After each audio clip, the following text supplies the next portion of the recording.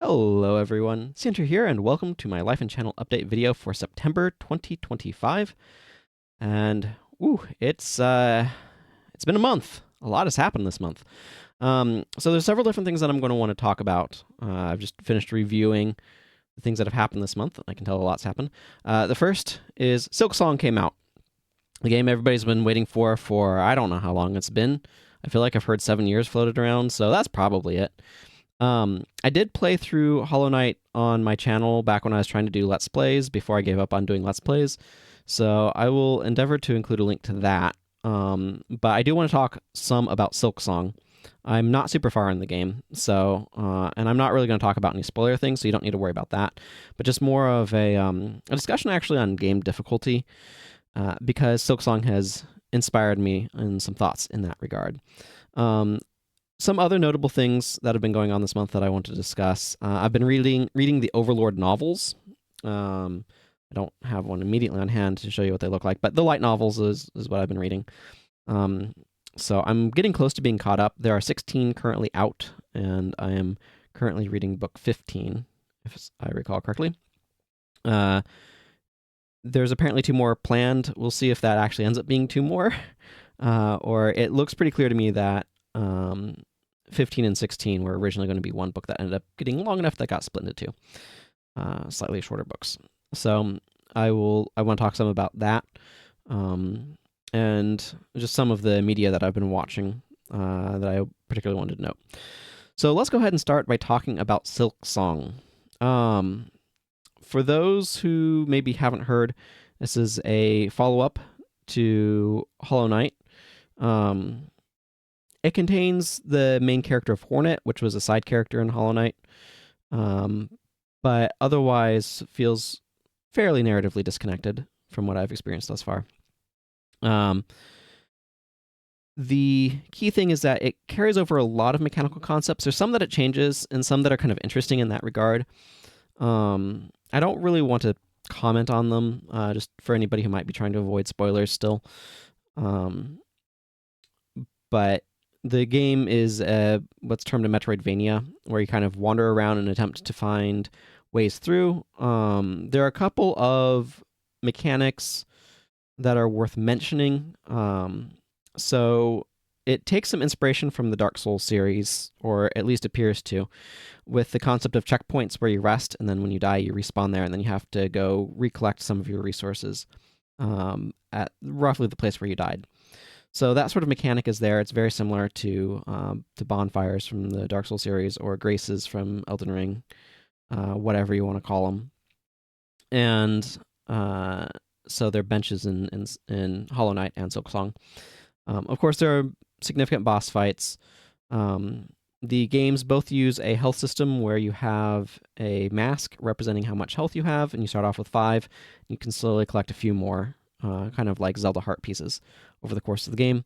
And there's typically been some weapon upgrades and things like that. Other ways that you can kind of augment your character's abilities and whatnot. Silksong does seem to add a bit more variety to some of the ways some of those things work, but that's not super relevant to my discussion. The other notable thing is, of course, like I said, there's major boss fights, but there's also a recurring mechanic in both games of sort of arena rooms, where you walk into a room, you get locked in, and then there's several waves of enemies that you have to defeat one after another. And these arenas are particularly notable in Silksong because I've found them to be particularly challenging and sort of major roadblocks. In general, my feelings so far have been that Silksong has felt, I don't know that it is, but has felt a bit more linear to me than Hollow Knight, which is notable because it's felt like I've not had as many options of trying to explore different paths for progress. But the thing that I want to talk about is Silksong is a hard game. Now, I'm not unfamiliar, like I've played through, the Dark Souls trilogy and Elden Ring, and the Elden Ring DLC. And I think I have the Elden Ring DLC as a playthrough that I did on this channel as well. Maybe I'll include a link to that in the description too. But water break. But I don't necessarily consider myself the best player. I think I don't know, I'm decent, but there definitely is a big gap between me and like the people who play on bingo brawlers, for example. The typically Elden Ring skill show, or even just speedrunners or whatever. Like, I'm fine, but I'm not amazing. Um, at least that's my own perception of my skills. Obviously, there's always going to be some amount of perception. But what I've realized playing Silksong is it's kind of at an upper threshold for me, where like I can handle it, but I don't necessarily enjoy the difficulty that much. And that got me thinking about something that I'm also familiar with that kind of works in a similar sort of way, which is spiciness in food. So I don't know if you've ever gone to a Thai restaurant. We have quite a few around here, and my family's quite enjoyed them. But when you go to one of these restaurants, they often, and you can see this, I guess, with like salsa at like a Mexican restaurant where it's like mild, medium, and hot, right? But the first thing I think of is a Thai restaurant where they ask you, oh, how spicy do you want your food? Usually on a scale of 1 to 5, something kind of like that. And I'll usually want somewhere around like a 2. That's a level where it's spicy in a way that I enjoy, but not too spicy. But sometimes when you do that, like, spiciness is subjective. Like, how spicy is this food? And so sometimes you'll get a dish back that's maybe more like a 3 instead of the 2 that you thought you were ordering. And at that point, you can probably tolerate how spicy it is. But the spice is no longer adding to the experience, it's detracting from it. It's something you have to tolerate rather than something you're enjoying. And everybody's like threshold for where that can be with spiciness is in a different place. My dad enjoys food slightly spicier than I do, and my mom doesn't like any spiciness in her food whatsoever, especially the more capsaicin style. I think she has a bit more tolerance for like horseradish style spiciness than capsaicin, the like chili peppers or whatever. But the point that I'm trying to make here is everybody has like different preferences for how spicy their food is, and this is like, it can easily become a machismo thing, right? Of like, ooh, how spicy of a thing are you going to tolerate being able to have? And you've seen those challenge videos on YouTube. I remember World of Dave having a bunch back when I watched that channel with, I don't remember her name offhand, but there's a lady there who basically didn't have receptors for capsaicin and just could like eat the spiciest things without feeling it. But super weak to sour, if I remember rightly. But the point that I'm making here is like you can do those sorts of like contests of like trying to have something super spicy. And this is bringing back memories of a cousin of mine. Like my dad would get hot sauces when I was a kid, and then would bring them around. And I remember trying one on a toothpick, and it felt like a burning hot needle was in my tongue. And I remember my cousin having some, and then running around the house several times before chugging like half a gallon of milk, and just trying to put the heat out. But it was really funny. But the point that I'm trying to make here is spiciness is something that, everybody has a different preference, right? Some people want some amount of spiciness or the food tastes bland. Some people are okay with no spiciness. Sometimes you want spicy food and sometimes you don't. And difficulty is a lot like that, where if a game doesn't have enough difficulty, sometimes it just can just feel bland, right? Like there's not much there to like, it's lacking in flavor, right? So sometimes my mom will order a dish at 0 spice at a Thai restaurant and feel like the dish doesn't have a lot of flavor because they're omitting the things that are adding flavor in order to try to make sure it's not too spicy for her. And again, like some games just don't have that much difficulty, and that lack of difficulty can make them feel underwhelming or flavorless. Now, there's other things that can contribute to the flavor. I think salt is something that I'd compare to complexity. Too much, you definitely don't want too much salt, right? But you probably want some salt, or the dish is super bland, right? So, like, how much complexity do you want? Well, there's different tolerances and different. It's complicated, and it's not a perfect metaphor. But I do think spiciness and difficulty are actually really like a really good comparison point. And so what I have discovered with Silksong is it's at that upper end where the difficulty is gone past the point of enjoyment, which it mostly was in Hollow Knight, and into the realm of tolerance, where I have to tolerate how difficult it is in order to be able to enjoy the other aspects of the game that I like. And what this has made me realize is it's given me a different perspective on the discussions around difficulty, right? Because like my experiences with Dark Souls were coloring that heavily. Like my sense of how difficult the Dark Souls series was in Elden Ring. I mean, it's based on kind of that first one. Like those games were really hard, and it took a while to kind of get used to Dark Souls. I played the first one first because that was the only one that was out at the time. Um, and I remember, how much of an accomplishment it felt to finally beat Ornstein and Smo. And I also remember having some sort of data synchronization glitch between two computers where I had to choose whether or not I was going to keep progress I made on another character or keep beating Ornstein and Smo, and I chose to keep Ornstein and Smo beaten.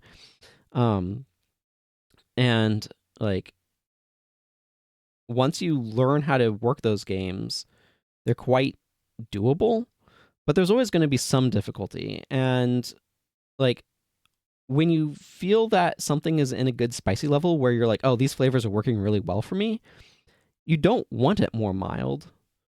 But if you don't know how much it might burn you, you might just choose to get something more mild than you would actually enjoy, if that makes sense. Like, I think there's concern about people robbing themselves of a flavor they might enjoy because they're too intimidated by it. And I think that's a valid concern. Like that's a valid concern that I have for myself to some extent. But on the other hand, it's also true that there might just be like too much spiciness to be able to enjoy it or too much difficulty to be able to enjoy it. And this is something that I think has really gotten lost in a lot of the discourse that I've seen around the game's difficulty of what makes for an enjoyable experience.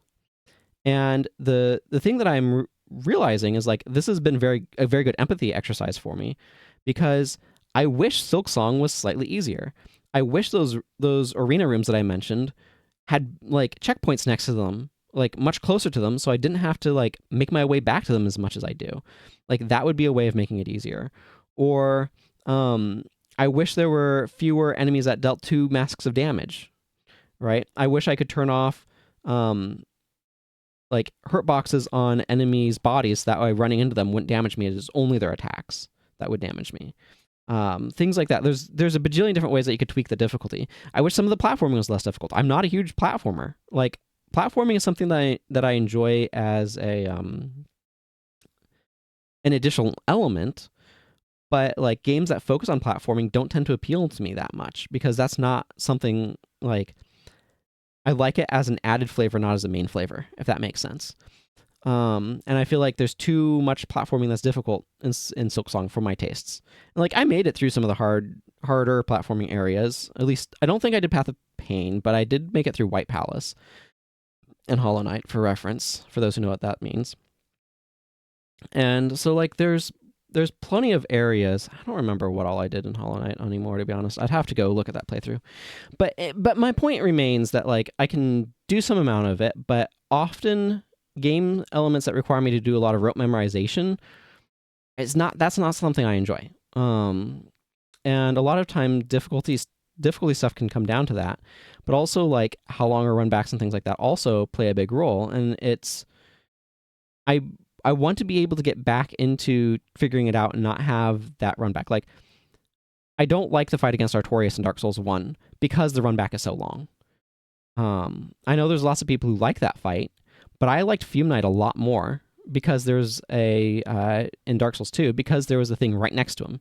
Even if Artorias could arguably be a fairer fight or a better fight, Fume Knight didn't make me keep running back. So, like, there's a lot of these sorts of things where the way that difficulty could be tweaked is multivariant. But yeah, so it's just something where I feel like I've gained a different perspective.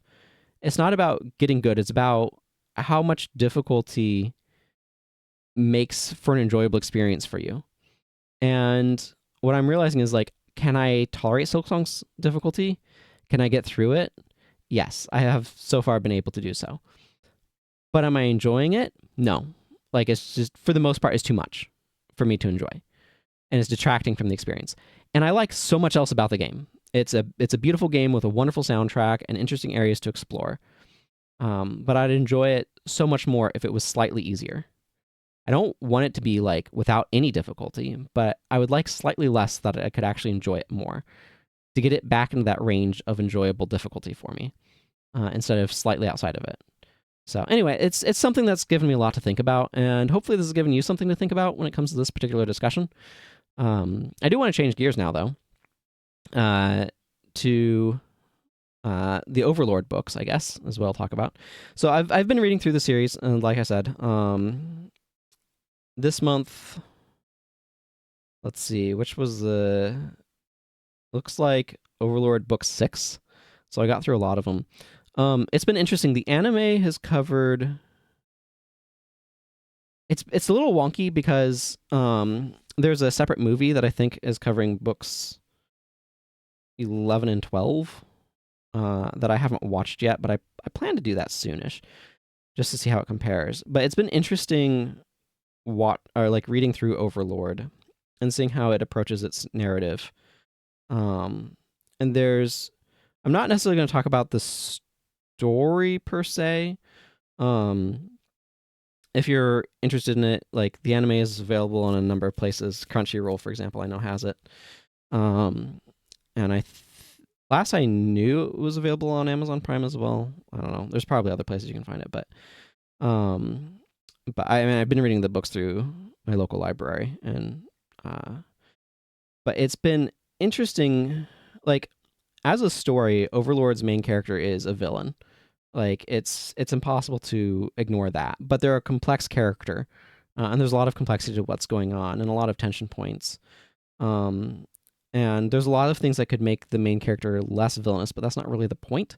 And the book wants, like the series, I feel wants you to know that the main character of Ainz Algon, or however you want to pronounce it, is a villain. That doesn't mean he doesn't have his heroic moments. It's complex, right? But ultimately, he is a villain, um, at least to some degree. And that's kind of interesting as a story, but sometimes unpleasant. Um, what I do find really interesting is how many times I have been like experiencing something in the Overlord stories I've been reading it and thought, how would I like this to be different? To be a story that I maybe would like a little bit better. Uh, and every time I think that, I'm like, oh, that time I got reincarnated as a slime does it more the way that I like, which is kind of an interesting thought. But the stories themselves are more of a third person narrator, but kind of like a close third person that's like, okay, here's what this person is thinking and whatnot. And um, I have been enjoying them. I have been enjoying the books. But so for those who don't know, a quick concept of what Overlord is.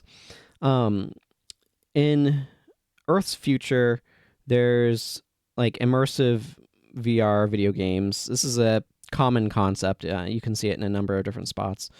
I think Sword Art Online does something similar. Log Horizon, I think, does something similar. There's a bunch of others as well. So like this concept of like Matrix style VR is something that's kind of recurrent. Playing a game called Yggdrasil Online, if I remember rightly. And then after, like as the game servers are shutting down, a player who goes by the name of Momonga, who is actually our main character, but then renames himself later, is the last person in his guild logged online. And when the servers are supposed to shut down, things are continuing, and he discovers that he's actually become his character, and like the massive dungeon / guild hall that his friends and he had made is now been transported into a different world, and all of the NPCs that they had serving there have now become like sentient living beings. And a lot of the challenge that the main character has stems from all of these NPCs having an extremely high opinion of him, while many of them are in fact more capable or competent than he is. And so from the perspective of our main character, our main protagonist, is that he's kind of like bumbling through trying to make sure he doesn't disappoint anyone. So there's a lot of it's fundamentally a story about imposter syndrome, I guess you could say, where our main character feels that he has to constantly be trying to present himself as who all of these now living NPCs think he is, while feeling wholly inadequate to it, which is kind of a frustrating trope and something like is a detracting element of the experience for me. And it doesn't come through as severely in the anime as I recall. But he has a tendency to feel really overwhelmed in a lot of what he's thinking and experiencing.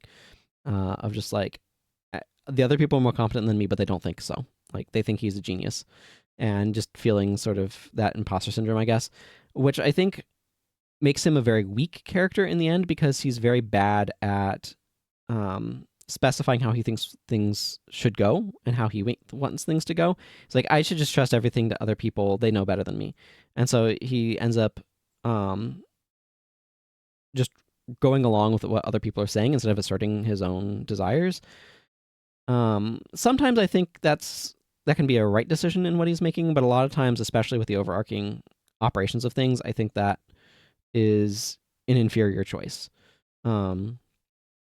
But I mean, like, that's where, at least from the anime of that time I got reincarnated as a slime, he's a lot more, Rimuru, the main character there, is a lot more assertive about what his goals and objectives are. But I mean, it's just there's a different setup going on. I think that there's a very interesting alternate book series to be had of something that's like Overlord's setup, but where the main character is more assertive about what they want. And the tension of trying to change the minds of, or like change the perspectives, I guess, of the characters could be kind of an interesting story. So there's a lot about Overlord that like is interesting more than enjoyable, if that makes sense. Like, I'm enjoying reading it, but the enjoyment is in part because it gives me a lot of interesting things to think about. There's also some other things that I've like picked up from it. Like, I want more check-ins with some of the other characters. So like, it gets us invested in characters, but then they're just kind of left to their own devices. And it's like, I kind of am invested in those characters, though, so I'd like to know what they're doing. What's going on? How are things different?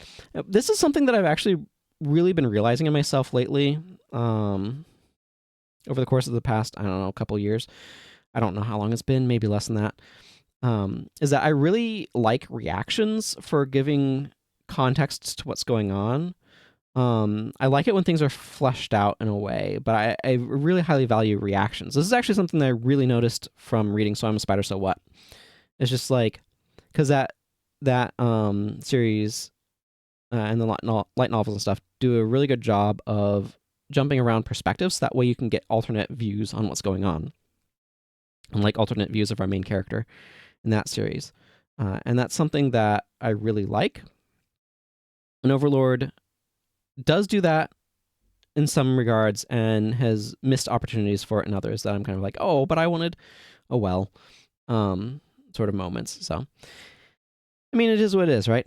Everybody kind of approaches storytelling a little bit differently. But it has been interesting reading these light novels for like anime that I've enjoyed watching, and just getting a different perspective on it. Often more details, more stuff fleshed out. And so I have been enjoying that. But yeah, I've spent a lot of time reading through that series this month, so that's kind of worth mentioning.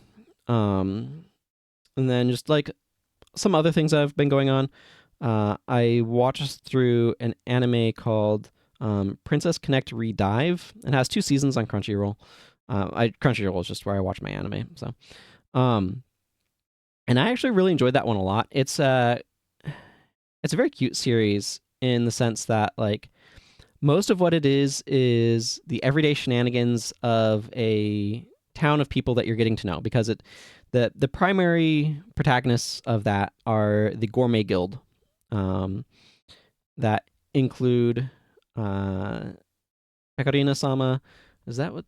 I don't know. Pecorina, but there's one of the characters. She's kind of more of a fighter. There's a mage. And then there's like a healer, and then there's kind of our sort of, I don't know, incompetent amnesiac recovering his memories. It's kind of there's a lot going on, but it's fun and goofy and full of different hijinks. And because it's centered in one town, you really get to know everyone there, and all these different like side characters. And it's very lighthearted, but it has a lot of interesting, something deep lurking under the surface of the world building that then kind of comes through at the end of the second season, which kind of ends at a good note to end a series on. So I really enjoyed that one. That was a nice like watch a few at a time, and then all of a sudden all of the narrative momentum comes to a head, and I have to finish like the last 3 or 4 episodes all at once. But I enjoyed that series quite a bit. Also, just speaking of anime in general, the season transition is happening between the summer shows into the autumn shows. So there's a number of autumn shows I'm looking forward to, but that's looking forward. So whatever. So just like looking back, some of the ones that stand out to me of what I've watched so far: Lord of Mysteries, Secret of the Silent Witch. Like Secrets of the Silent Witch, I really want another season two. Lord of Mysteries, I really want another season two. Um, Lord of Mysteries just does such a good job with its atmosphere and stuff. I've talked about that one a number of times. Secrets of the Silent Witch, I've talked about a number of times. But another one from this past season that I finally caught up on was Detectives These Days Are Crazy. And that was just a fun comedy. It does a lot of fun things with animation styles and a little bit of fourth wall breaking in a way that I enjoyed. And it had some fun gags, and I don't know, I really enjoyed that one. Like, the detective framework is just kind of there as kind of a framework, and it's just more about the wacky hijinks of the characters. But I enjoyed those wacky hijinks. So,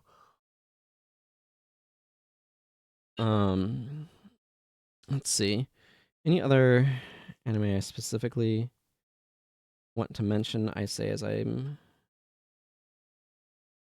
trying to scan through. I don't know, that's probably fine. There's more that I want to catch up on. I want to catch up on The Rising of the Shield Hero and Dan to Dan and several others. But oh, I did watch, and I don't know, it's very interesting. There's like was it Dr. Elise something with a weird name about a lamp? I have to figure out where it is in here. Dr. Elise, the royal lady with a lamp. I have no idea why it has that name. But this one, like, so there's this whole subgenre of anime of noble woman who dies a horrible death and then somehow at that moment is able to go back in time and relive her life and make better decisions. Like, that is a genre, perplexingly. But it's one that's often quite fun because it's kind of a social drama / puzzle, like a social puzzle sort of drama sort of thing that tends to be quite enjoyable, I have found.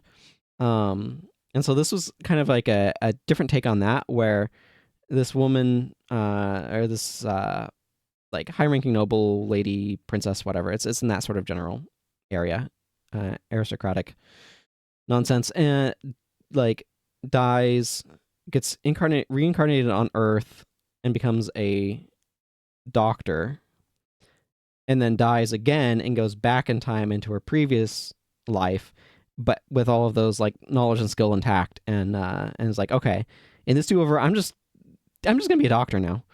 And then how that changes things for her. So that was an interesting one. Water Magician was enjoyable. I'd like another thing of that. Other things, Hamilton the musical was in theaters, like movie theaters, like a recording of the stage performance. So I went to see that with my sister. She took me to a local theater that was showing it. So I finally have seen Hamilton, and I quite enjoyed it. It's very interesting. Like, I was aware of some of the songs, but seeing them in context and just seeing the whole thing, it was very interesting to watch that. One of the things that stood out to me in particular from it was sort of the emphasis on like getting ahead by working really hard. And I think there's something about how we lionize hard work in the United States. And I know it's not just the United States, but that's the one that I'm most familiar with. Like, it's just such a core virtue in American culture in a way that I think is unhealthy. But it was interesting to see it. And it makes you glad that dueling is not a thing anymore. Such a stupid practice. I also saw the Play That Goes Wrong at a theater. This was a stage performance, and that was a lot of fun. They did a great job with it. If you're not familiar with the Goes Wrong show, it was a play written by those same people. If you are familiar with it, but the basic premise is it's a stage production where they are attempting to put on a performance, but things keep going wrong. So, for example, there was a mantle that's supposed to be over the fireplace that just didn't stay up, and so like they had to improvise. And so it's like it's a sort of comedy, and it's like apparently smack on for my sister's sense of humor, and a little bit more tangential for mine, but I still quite enjoy it.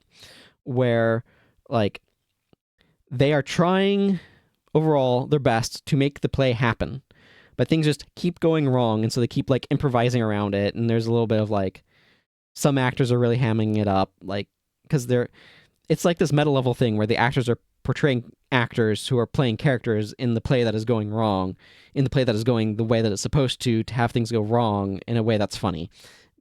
It's very difficult to talk about from that because of that meta context, but um, it was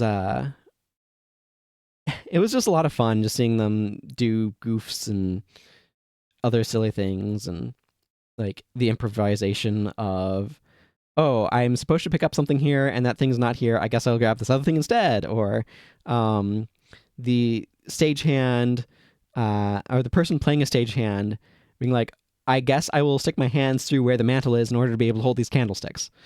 And there's plenty of other shenanigans, but it was a lot of fun.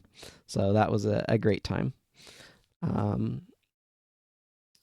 And so let's see. Any other things I want to mention? I went to the pre-release for the Magic the Gathering Spider-Man set, and I quite enjoyed that.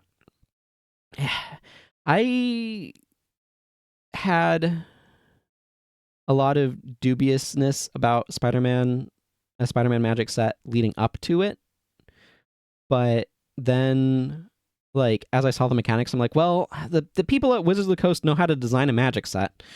And it has a lot of mechanics that I enjoy.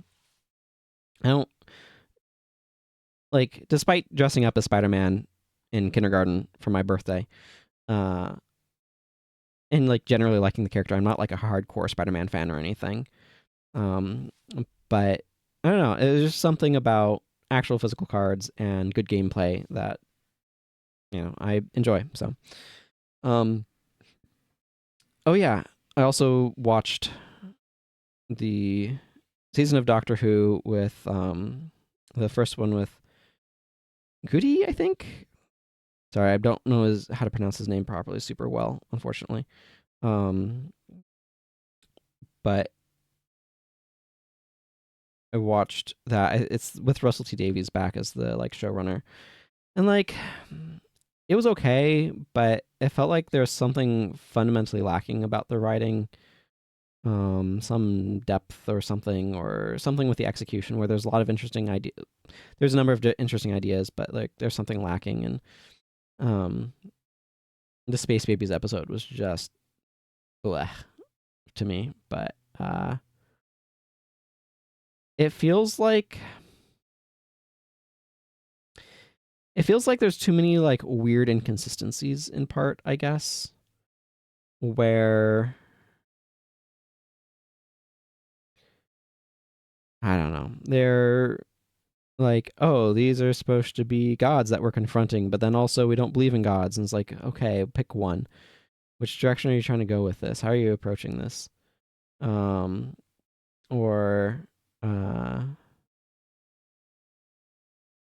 I don't know. It feels like I'm not even sure what phrase I'm trying to go for. It feels like they're trying to say this is what made these things important, but also why the snow thing? For those who have watched it, you'll know what I mean. Like, why is the snowing thing if fundamentally, like, what was causing that to occur? I don't know. It feels like it's supposed to be a big deal that somehow is just like, I don't know. It's like, I remember watching with Russell T Davies' original sort of run with the return of Doctor Who, and feeling like a lot of the logic was kind of lacking. Like he hit emotional notes fairly well, but a lot of the logic stuff was kind of lacking. And then being very happy when Moffat took over, but then Moffat wasn't great with sticking the landing a lot of the times, which was a problem that kind of hit the Sherlock show he headed up as well. And then it felt like Chibnall just wanted to write friggin' sermons for and preach at you, and that was no fun. So I don't know. I'm vaguely curious to see how it goes, but I'm also just not feeling all that invested in Doctor Who. So I have done other things too. I've been continuing to work on my story. I mostly finished up the program that I was working on to help me do some stuff. Let me tell you, by the way, if you ever think to yourself, I'm going to write a story based on like video game logic with stats and stuff, do yourself a favor and think really freaking hard about how you can make that as simple of a system as possible, because it will bite you in the butt if you don't. Because all of a sudden you have all this additional data you have to try to track and figure out in order to try to make things realistic, and you have to figure out what all that means. And I can see why So Much Better So What dropped a lot of that stuff partway through. Because like all you really need is relative comparison points in order to be able to get like a sense of things, and figuring out what it is that your story actually needs rather than having to work through with all these fiddly numbers is just a far better choice. But anyway, I've been continuing to work on my story, and it's coming along, and I am excited about how things are going. And I don't know, it's been an enjoyable process working on it, but challenging at times too. So anyway, I think that's most of what I wanted to talk about. I did stream a couple of times this past month, which was great. I was glad to do it, and it was nice to actually do a couple of streams. I don't know how common that might be, streaming on Fridays, but I might try to make that. I don't want to make any promises though. We'll see what happens. Keep an ear out in the Discord. That's the place where I let people know when I'm going live, or you can just follow my Twitch channel. Yep, I think that kind of covers things. I am looking forward to the next Guild Wars 2 expansion coming out next month. A number of other things. Every month is full of stuff, and that's really good to spend time looking back and thinking about things. And just how much has happened, because it's very easy to just gloss over it all. And it's interesting just looking back at stuff from the start of the month and being like, that was ages ago, just such a long time ago. And yet, how can I feel like, how is the month almost over already?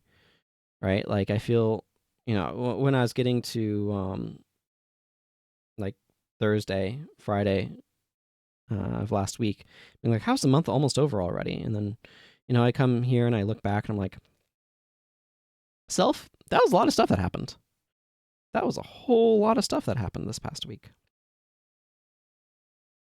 So I don't know. It's good to reflect. It's good to spend time on that.